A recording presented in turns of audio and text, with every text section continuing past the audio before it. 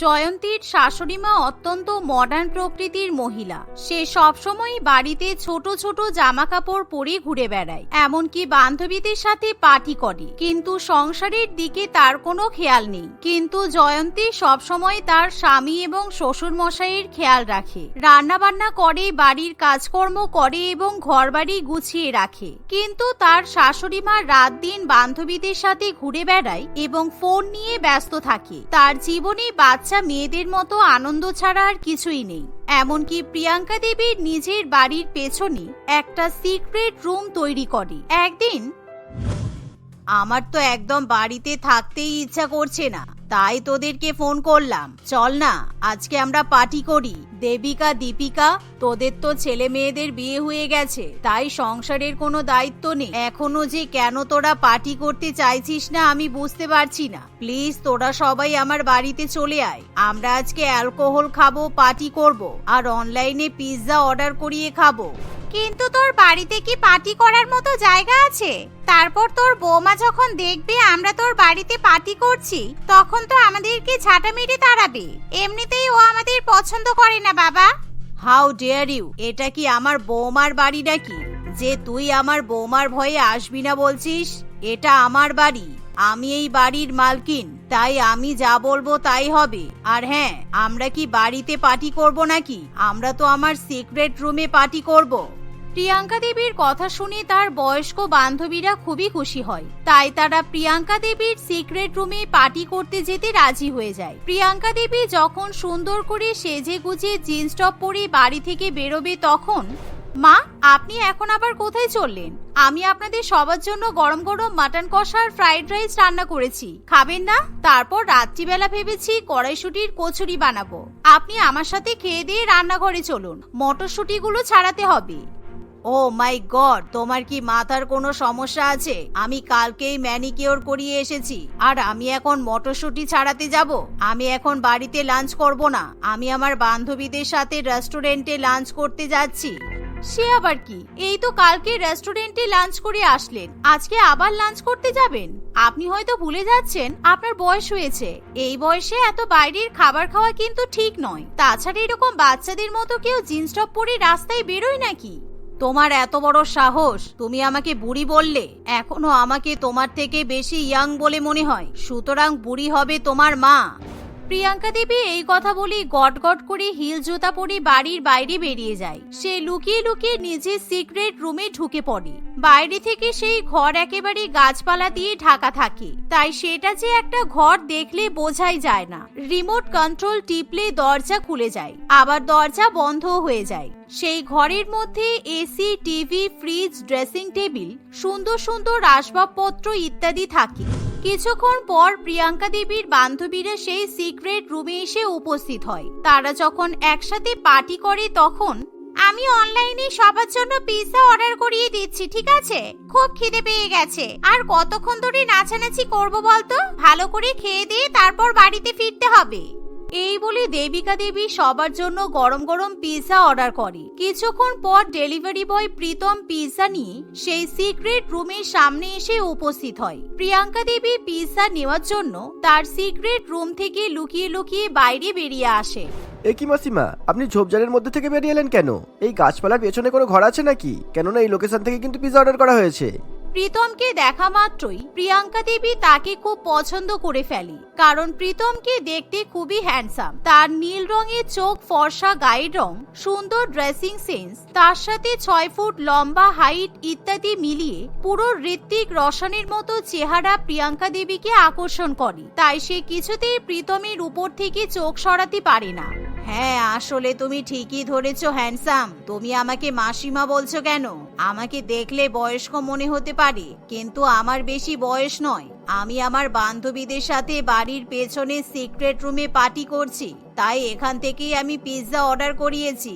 প্রিয়াঙ্কা দেবী এই কথা বললে প্রীতমও তার দিকে অবাক হয়ে তাকিয়ে থাকে। না না, মানে আমি আসলে আপনাকে মন থেকে মাসিমা বলতে চাইনি। আমার মন তো আপনাকে আপনার নাম ধরে ডাকতে চাইছে। আমি কি আপনার নাম্বারটা পেতে পারি? না, আসলে আমার কোনো বান্ধবী নেই তো, তাই আপনি যখন আমার দিকে ওইভাবে তাকিয়েছিলেন না, তখন আমার কেমন যেন একটা লজ্জা লজ্জা করছিল। আপনি কি আমার বান্ধবী হবেন? প্রীতমের এরকম কথা শুনে প্রিয়াঙ্কা দেবী নিজেকে ঠিক রাখতে পারে না। সে সঙ্গে সঙ্গে তার ফোন নাম্বার প্রীতমকে দিয়ে দেয়। প্রিয়াঙ্কা দেবী কিছুক্ষণের মধ্যে পিৎজা নিয়ে তার সিক্রেট রুমে ঢুকে পড়ে। তারা সবাই মিলে খেয়ে দিয়ে পার্টি করে যে যার বাড়িতে ফিরে যায়। এভাবেই দেখতে দেখতে কয়েকটা দিন কাটে, কিন্তু ইতিমধ্যেই প্রিয়াঙ্কা দেবী এবং প্রীতমের ফোনে কথাবার্তা এবং গল্পগুজব শুরু হয়ে যায়। ডার্লিং, আমার তোমাকে দেখতে খুব ইচ্ছা করছে। তুমি তো জানো আমি তোমায় কত ভালোবাসি। এরকম প্রত্যেকদিন ফোনে কথা বলতে ভালো লাগে না। যদি সামনাসামনি দেখা হতো খুব ভালো হতো। আমিও তোমাকে ভালোবাসি প্রীতম। তুমি তো জানো আমার বর, ছেলে, ছেলের বউ সবাই আছে, তাই ওদের চোখের আড়ালে আমি তোমার সাথে কিভাবে দেখা করব। কেন? তোমার তো সিক্রেট রুম আছে, আমি ওখানে যাই, তুমি আমার সাথে ওখানে দেখা করতে এসো। তাহলে তোমার পরিবারের লোকেরা কিছু বুঝতেও পারবে না, কারণ আমি তোমাকে ছাড়া থাকতে পারছি না। প্রীতমের এসব ঘর জ্বালানি পরভোলানি কথা শুনি প্রিয়াঙ্কা দেবী মনে মনে একেবারে গলে যায়। তাই সে নিজের বয়সের গাছ পাথর সবই ভুলে যায়। প্রীতম তার সাথে সিক্রেট রুমে দেখা করতে আসবে শুনে প্রিয়াঙ্কা দেবী বেনারসি শাড়ি পরে সোনা, হীরা, রূপার গহনা পরে সাজতে শুরু করে। সবার চোখে ফাঁকি দিয়ে সে প্রীতমের সাথে সিক্রেট রুমে দেখা করতে চলে যায়। ওয়াও, তোমার সিক্রেট রুমটা কি সুন্দর! ইস, আমার যদি এত সুন্দর একটা ঘর হতো তাহলে কতই না ভালো হতো। আমি তো খুব গরিব, তাই আমাদের বাড়ি ঘর মোটেই সুন্দর নয়। তুমি এখন আমার বন্ধু, তাই তুমি নিজেকে একদম গরিব বলবে না। তোমার কিসের এত অভাব? তোমার যা অভাব আমি সব পূরণ করে দেব। আর তুমি যদি চাও আমার এই সিক্রেট রুমে থাকতেই পারো, আমার কোনো অসুবিধা নেই। তোমার যখন যা দরকার হবে আমাকে ফোন করে বলবে, আমি সব কিছুর ব্যবস্থা করে দেব।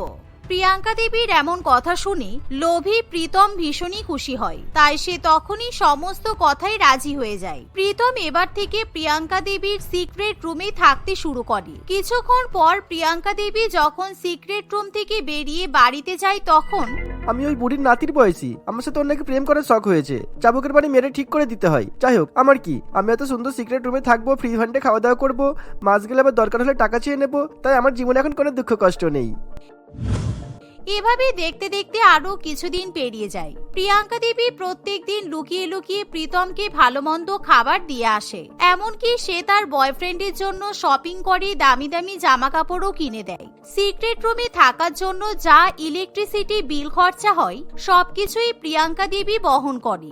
এমনিতেও বয়ফ্রেন্ডকে হাত খরচা দেওয়ার ব্যাপার তো আছেই। একদিন প্রিয়াঙ্কা দেবী তার বয়ফ্রেন্ডের সাথে সিক্রেট রুমে দেখা করতে যায়। তখন সে দেখে যে প্রীতম মনমরা হয়ে বসে আছে। কি হলো প্রীতম, তোমার মন খারাপ কেন? আমি সেই কখন থেকে তোমাকে ফোন করছি, মেসেজ করছি, কিন্তু তুমি তবুও রিপ্লাই করছো না কেন? আমি আমার আর তোমার সম্পর্কের কথা আমার মাকে বলবো ভেবেছিলাম, কিন্তু মাকে ফোন করলে জানতে পারি মায়ের খুব শরীর খারাপ। ডাক্তারবাবু চিকিৎসা করতে 5 লক্ষ টাকা নেবেন বলেছেন। তাই আমি ভাবছি তোমার সিক্রেট রুম ছেড়ে অন্য কোথাও চলে গিয়ে কাজ খুঁজবো। তা না হলে যদি টাকা রোজগার করতে না পারি আমার মায়ের চিকিৎসা তো হবে না। আমি তোমার গার্লফ্রেন্ড, আমি থাকতে তোমাকে অন্য কারোর কাছ থেকে টাকা জোগাড় করতে হবে? এই নাও 5 লক্ষ টাকা। প্রিয়াঙ্কা দেবী নিজের বটুয়া থেকে 5 লক্ষ টাকা ক্যাশ বার করে প্রীতমকে দিয়ে দেয়, যার ফলে লোভী প্রীতম মনে মনে খুবই খুশি হয়। এভাবে আরো বেশ কিছুদিন পেরিয়ে যায়, কিন্তু এবার জয়ন্তীর মনে কেমন যেন সন্দেহ হয়। জয়ন্তী যখন একদিন রান্না বান্না করে তখন মায়ের কি ব্যাপার কি জানি, প্রত্যেক দিন কোনো না কোনো অজুহাতে বাড়ি থেকে বেরিয়ে যায়, তারপর হাসতে হাসতে বাড়িতে ফিরে আসে। আগের থেকে সাজা গোজাও অনেক বেড়ে গেছে। আমি তো বিষয়টা কিছুই বুঝতে পারছি না। সেদিন শ্বশুরমশাই ছিল না বলে আমি মায়ের পাশে গিয়ে ঘুমিয়েছিলাম, কিন্তু মাকে দেখছিলাম লুকিয়ে লুকিয়ে কার সাথে যেন একটা ফোনে কথা বলছিল। কি যে ব্যাপার আমি তো কিছুই বুঝতে পারছি না। জয়ন্তী সন্দেহবশত তার শাশুড়ি মায়ের উপর নজরদারি করতে শুরু করে। একদিন প্রিয়াঙ্কা দেবী সেজে গুজে লুকিয়ে লুকিয়ে বাড়ি থেকে বেরোবে এমন সময় জয়ন্তীও তার পেছন পেছন যায়, কিন্তু সে একা যায় না। জয়ন্তী তার স্বামী কুমারকেও সঙ্গে করে নিয়ে যায়। জয়ন্তী, তোমার জন্য আমার নিজের মাকে ফলো করতে হচ্ছে। লুকিয়ে লুকিয়ে নিজের মায়ের জাসুসি করা মোটেও ভালো লাগে না। মা একটু সাজতে গুজতে ভালোবাসে, মডার্ন প্রকৃতির মহিলা, তাই বলে তুমি ওনাকে সন্দেহ করবে? তুমি চুপ করো, আগে ভালো করে দেখে নি উনি কেন এই ঝোপের মধ্যে ঢুকলেন, তারপর তো ব্যাপারটা বোঝা যাবে। প্রিয়াঙ্কা দেবী যখন ঝোপের মধ্যে গিয়ে সিক্রেট রুমের দরজা খুলবে তখন জয়ন্তী এবং কুমার সেই দৃশ্য দেখে একেবারে অবাক হয়ে যায়, কারণ তারা ভাবতেই পারি না যে তাদের বাড়ির বাগানে গাছের পেছনে এরকম একটা গোপন ঘর থাকতে পারে। প্রিয়াঙ্কা দেবী যখন দরজা দিয়ে সেই ঘরে প্রবেশ করে তখন তার পিছনে পিছনে তার ছেলে এবং ছেলের বউ ঢুকে পড়ে। তারা দুজনে দেখে যে প্রিয়াঙ্কা দেবী একটা কম বয়সী ছেলের সাথে বসে গল্প করছে। মা, আপনি এই গোপন ঘরে কি করছেন? ইস, এই বয়সে আপনার এত অবনতি, আপনি একটা কম বয়সী ছেলের সাথে এই গোপন ঘরে এসে প্রেম করছেন। মা, আমি তো ভাবতে পারছি না যে তোমার ছেলে হয়ে আমাকে এই দিন দেখতে হবে। ছি ছি ছি, তোমাকে মা বলে ডাকতে ইচ্ছে করছে না। আমার বাবা তোমার উপর কত বিশ্বাস করে, উনি বাইরে কাজ করে বলে বাড়ি এসে সেরকম সুযোগ পায় না, তাই বলে তুমি এরকম নোংরামি করবে? আজকে আমাকে এইসব দেখতে হবে, আমি তো কোনোদিনও কল্পনাও করতে পারিনি। জয়ন্তী এবং কুমার এসব কথা বললে প্রিয়াঙ্কা দেবী একেবারে চুপ করে থাকে, কারণ লজ্জায় তার মাথা একেবারে নত হয়ে যায়। অন্যদিকে প্রীতম যখন প্রিয়াঙ্কা দেবীর হাত ছেড়ে কেটে পড়বে তখনই জয়ন্তী তাকে আটকে দেয়। এই যে প্রীতম বাবু, আপনি কোথায় চললেন? আপনি কি ভেবেছেন আপনাকে আমি চিনতে পারবো না? মা, আপনি যাকে নিজের বয়ফ্রেন্ড ভেবে প্রেম করছেন উনি আসলে একটা প্রতারক। কিছুদিন আগে আমার বোনকে ঠকিয়ে লক্ষ লক্ষ টাকা নিয়ে নিয়েছে। এমনকি আমার বিয়ের আগে আমার বোনের বিয়ে ঠিক হয়েছিল, কিন্তু বোনের বিশ্বাস জয় করে নিয়ে এই বদমাইশ ছেলেটা আমার বোনের কাছ থেকে 5 লক্ষ টাকা আদায় করেছে। তারপর আমার বোনের ফোন কখনো ধরেনি, এমনকি সিম কার্ডও পাল্টে নিয়েছিল। এখন আবার নিজের রূপ পাল্টে ফেলেছে। এর নামে আমরা থানায় কেসও করেছিলাম, কিন্তু পুলিশ এখনো একে খুঁজে পায়নি। একদম ফালতু কথা বলবে না, এসব কি অপবাদ দিচ্ছ? বিশ্বাস করো প্রিয়াঙ্কা ডার্লিং, আমার ওরকম কোনো ব্যাপার নেই, আমি শুধু তোমাকে ভালোবাসি। তোমার ভালোবাসার কথাই আগুন, কারণ যখনই আমি আমার শাশুড়ি মাকে তোমার সাথে হাতে হাত ধরে বসে থাকতে দেখেছি তখনই আমি পুলিশকে ফোন করে দিয়েছি। তাই তুমি চিন্তা করো না, এখনই পুলিশ চলে আসবে। আর মা, দয়া করে আপনাকে আর সিক্রেট রুমে বয়ফ্রেন্ড পাতিয়ে প্রেম করতে হবে না। কিছুক্ষণের মধ্যেই পুলিশ সেখানে চলে আসে। পুলিশ সেই সিক্রেট রুমে ঢুকে প্রীতমকে গ্রেপ্তার করে নিয়ে চলে যায়। বৌমা, আমাকে ক্ষমা করে দাও। ওই বদমাইশ ছেলেটা আমাকে বোকা বানিয়ে আমার কাছ থেকেও লক্ষ লক্ষ টাকা আদায় করেছে। আমি বুড়ি বয়সে প্রেমে অন্ধ হয়ে গিয়েছিলাম, কিন্তু আমার তোমাদেরকে এভাবে ঠকানো উচিত হয়নি। আমি এরকম খারাপ কাজ আর কোনোদিনও করব না। প্রিয়াঙ্কা দেবী সবার কাছে ক্ষমা চাইলে তাকে সবাই ক্ষমা করে দেয়। তারপর থেকে প্রিয়াঙ্কা দেবী আর কোনোদিনও সেই সিক্রেট রুমে যাওয়ার চেষ্টা করে না। সে তার ছেলে বৌমা এবং পরিবারের সাথে মিলেমিশে সংসার করে। শান্তিপুর নামক এক গ্রাম ছিল। গ্রামের মানুষজন সকলেই একে অপরের সঙ্গে মিলেমিশে বসবাস করতে ভালোবাসত। জায়গাটি একটি গ্রাম হলেও ওখানকার বেশিরভাগ মানুষের আর্থিক অবস্থা খুব সচ্ছল ছিল।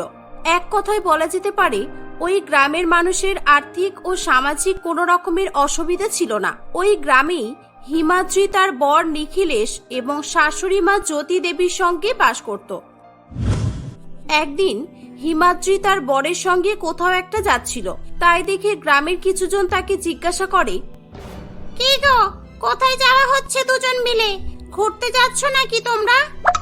না কাকিমা, আমরা ঘুরতে নয়, শহরে যাচ্ছি। তোমরা তো জানোই আমার বউ শহরে থেকে ডাক্তারি পড়ছিল, ও ডাক্তারি পাস করে গেছে, তাই ওর ডাক্তারি সার্টিফিকেটটা আনতে যাচ্ছি। বাহ, এটা তো খুবই খুশির খবর। আমাদের এখানকার সব ডাক্তাররা বাইরে থেকে এসেছে। এই প্রথমবার আমাদের গ্রামের কেউ ডাক্তার হতে পেরেছে। আমাদের গ্রামের মেয়েই আমাদের চিকিৎসা করবে এবার থেকে।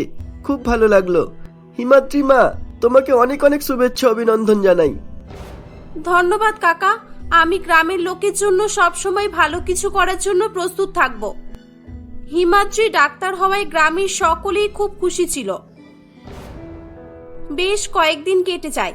হিমাদ্রি ওই গ্রামেই নিজের একটা চেম্বার খুলে সকলের চিকিৎসা করতে শুরু করে। বেশ কাটছিল সময়।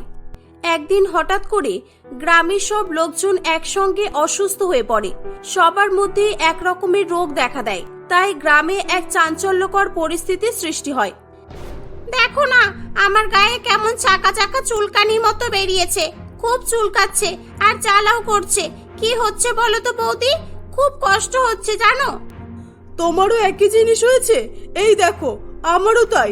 শুধু আমার না, আমাদের বাড়িতে সবার হয়েছে, কেউ বাদ নেই। আমি শুনছি নাকি আমাদের গ্রামে সবার এমন হচ্ছে। কি বলছো? সবার একসঙ্গে একই রোগ কি করে হবে বলো তো? ভাবলাম অ্যালার্জির ওষুধ খেলে সেরে যাবে। কদিন ধরেই ওষুধ খাচ্ছি, কিছুই হচ্ছে না। না, এভাবে আর অপেক্ষা করে যাবে না, এটা বেড়েই চলেছে। বাচ্চাদেরও হচ্ছে। চলো আমরা আমাদের গ্রামের ওই হিমাদ্রি ডাক্তারের কাছে যাই। ডাক্তার না দেখালে আমরা সবাই আরো বিপদে পড়ব। গ্রামবাসীরা সবাই মিলে হিমাদ্রির কাছে যায়। সবার একই প্রবলেম জেনে হিমাদ্রিও খুব অবাক হয়। সে আগে কখনোই এরকম রোগের কথা শোনেনি, কিংবা কোনো বইতেও পড়েনি। কই কি হলো ম্যাডাম, বলুন কি হয়েছে আমাদের? কিছু বলছেন না যে? কি হয়েছে কি করে বলি বলুন তো? সবার স্কিনের প্রবলেম। আমার মনে হচ্ছে এটা জলের কারণে হচ্ছে।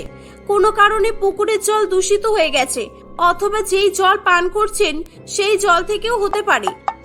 কি বলছেন কি ম্যাডাম? জল থেকে আবার রোগ হবে কেন? পুকুরের জল আমরা আজীবন ধরে ব্যবহার করে আসছি। আর রইল কথা পানীয় জলের, আমরা তো গ্রামের সবাই মিনারেল ওয়াটার পান করি। রামু কাকা সবার বাড়ি বাড়ি এসে জল দিয়ে যায়। আচ্ছা, কিভাবে হয়েছে সেটা পরে ভাববেন, আগে আমাদের সুস্থ করে তুলুন। আর সহ্য করা যাচ্ছে না, খুব চুলকাচ্ছে। হ্যাঁ, আপনারা ভয় পাবেন না। আমি সবাইকে একটা করে ইনজেকশন দিয়ে দিচ্ছি, আর কিছু ওষুধ ও মলম লিখে দিচ্ছি। হিমাদ্রি সবাইকে অ্যালার্জি থেকে দ্রুত মুক্ত পাওয়ার জন্য ইনজেকশন দিয়ে দেয়। সবাই যে যার বাড়ি চলে যায়। গ্রামবাসী হিমাদ্রির বলে দেওয়া ওষুধ ও মলম ব্যবহার করতে থাকে, কিন্তু কেউ সুস্থ হয় না। সবার প্রবলেম দিনের পর দিন বেড়েই চলেছিল। গ্রামবাসী হিমাদ্রির উপর খুব রেগে যায়। তারা তাদের গ্রামের অন্য একটা ডাক্তার মিস্টার রবিনের কাছে যায়। চিন্তার কিছু নেই, এটা একটা অদ্ভুত ধরনের নতুন রোগ বেরিয়েছে, অনেকেরই হচ্ছে। আপনারা কেউ ভয় পাবেন না। আমি এমন একটা ইনজেকশন দেবো যে আপনারা সঙ্গে সঙ্গে এই রোগ থেকে মুক্তি পাবেন। কোনো ওষুধ মলম কোনো কিছুরই দরকার নেই, শুধু একটা ইনজেকশনই যথেষ্ট। এক এক করে আসুন সবাই, প্লিজ। মিস্টার রবিন একে একে সবাইকে ইনজেকশন দিয়ে দেয়। ইনজেকশন নেওয়া মাত্রই সবাই কিছুক্ষণের মধ্যেই চর্মরোগ থেকে মুক্তি পায়। সবাই খুব খুশি হয়ে ডাক্তারকে ধন্যবাদ জানায়। ডাক্তার বাবু, আপনি সত্যি আমাদের কাছে উপরওয়ালার দূত হয়ে এসেছেন। আপনি না থাকলে আমরা হয়তো কষ্ট পেয়ে পেয়ে মরেই যেতাম। আপনার এই ইনজেকশনটা একেবারে জাদুর মতো কাজ করলো। হ্যাঁ ডাক্তার বাবু, এই দেখুন, ওই হিমাদ্রি ডাক্তার আমাদের এই ওষুধ আর মলম দিয়েছিল, আর আমাদের সবাইকে কি একটা ইনজেকশন দিয়েছিল। আমরা সুস্থ হওয়ার বদলে আরো অসুস্থ হয়ে পড়েছিলাম। থাক, এগুলো আমাকে দেখাতে হবে না। আমি কারোর নামে বাজে মন্তব্য করব না। তবে একটা কথা বলে রাখি, ডাক্তার তো অনেকেই হয়, কিন্তু ভালো ডাক্তার কজন হতে পারে আপনারা চিন্তা করবেন না। আমি বিদেশ থেকে ডাক্তারি পড়াশোনা করেছি। আমার নলেজ আর এক্সপিরিয়েন্সের সঙ্গে ওই মেয়েটার এক্সপিরিয়েন্সের তুলনা করবেন না, বুঝেছেন? তাও ঠিক বলেছেন, এবার থেকে আমরা সবাই আপনার কাছেই আসবো। আচ্ছা ডাক্তার বাবু, আমাদের বিল কত হলো? এক একটা ইনজেকশনের দাম 3000 টাকা করে। এই ইনজেকশন এই এলাকার কোনো ডাক্তারের কাছেই পাবেন না, তবে গ্রামবাসীদের জন্য আমি 2000-এর বেশি নেব না। আপনি আমাদের সুস্থ করেছেন, আপনাকে আমরা কেউ নিরাশ করব না। এই নিন, আপনি 3000 টাকাই রাখুন। গ্রামবাসীরা সবাই মিলে মিস্টার রবিনকে আরো একবার ধন্যবাদ জানিয়ে সেখান থেকে চলে যায়। গ্রামবাসীরা সবাই মিলে হিমাদ্রির কাছে যায় এবং তাকে অনেক অপমান করে। হিমাদ্রি মনে মনে খুব কষ্ট পায়। সেদিন থেকে গ্রামবাসীদের যে কোনো রোগ হলেই সবাই রবিনের কাছেই যেত, কেউ আর হিমাদ্রির কাছে যেত না। হিমাদ্রিকে দেখলেই সবাই আজে বাজে মন্তব্য করত। কয়েক মাস পর গ্রামবাসীর মধ্যে আরো এক রকমের নতুন রোগ দেখা দেয়। মিস্টার রবিন এবারে ইনজেকশনের দাম আরো বাড়িয়ে দেয়। গ্রামবাসী তার ইনজেকশন নিয়ে সুস্থ হয়ে ওঠে। এভাবেই সব চলতে থাকে। গ্রামবাসী সবাই কয়েক মাস সুস্থ থাকে, আবার কয়েক মাস পর অসুস্থ হয়ে পড়ে। এসব নিয়ে কারোর মনে কোনো প্রশ্ন না জাগলেও হিমাদ্রির মনে খুব সন্দেহ হয়। নিখিলেশ, আমার এর মধ্যে নিশ্চয়ই কোনো গন্ডগোল মনে হচ্ছে। গ্রামবাসী সবাই একই সময় একই রোগে আক্রান্ত হচ্ছে, আর এই রোগগুলো সবটাই অজানা। আমি আমার কিছু ডাক্তার বন্ধুর সঙ্গেও কথা বলেছি, কেউ কিছু ধরতে পারছে না। হ্যাঁ হিমাদ্রি, সেটাই তো। আর একমাত্র ওই রবিন ডাক্তার সবাইকে সুস্থ করে তুলছে, তাও আবার দামি দামি ইনজেকশন দিয়ে। আমার তো ওই রবিন ডাক্তারের উপর সন্দেহ হচ্ছে। ও সবাইকে আমার বিরুদ্ধে উস্কানিও দিয়েছে। তবে আমিও চুপ থাকার মেয়ে নই। এভাবে চলতে থাকলে গ্রামবাসীর অবস্থা আরো খারাপ হয়ে যাবে। আমি আসল রহস্য বের করেই ছাড়বো। হিমাদ্রি গ্রামে সবার বাড়ি গিয়ে গিয়ে তাদের স্বাস্থ্যের খবর নিতে শুরু করে। তারা কি জল খায়, কেমন খাবার খায়, সব খোঁজ খবর নেয়।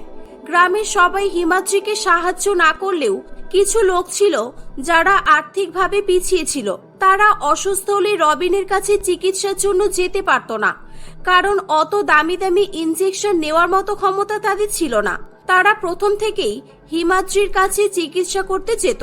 হিমাদ্রি তাদের মধ্যে বেশ কিছু জনের ব্লাড স্যাম্পল সংগ্রহ করে। সে ল্যাবে গিয়ে পরীক্ষা করে জানতে পারে যে সবার মধ্যে ঠিক একই কারণে রোগ হচ্ছে। সবার শরীরে সে একই বিষাক্ত উপাদান খুঁজে পায়। রাত দিন পরিশ্রম করে সে অজানা ওই রোগের ওষুধ তৈরি করে ফেলে। রবিন যেই ইনজেকশন 4000 টাকার বিনিময়ে সবার শরীরে ইনজেক্ট করছিল, সেখানে হিমাদ্রি মাত্র 200-100 টাকা নিচ্ছিল। নিখিলেশ, আমাদেরকে পুলিশের সাহায্য নিতে হবে, না হলে আমরা কিছু করতে পারবো না। আমি এখানকার পুকুরের জল, পানীয় জল, বিভিন্ন দোকানের খাবার, এমনকি এখানকার মাটি, বাতাস সবকিছু পরীক্ষা করেছি।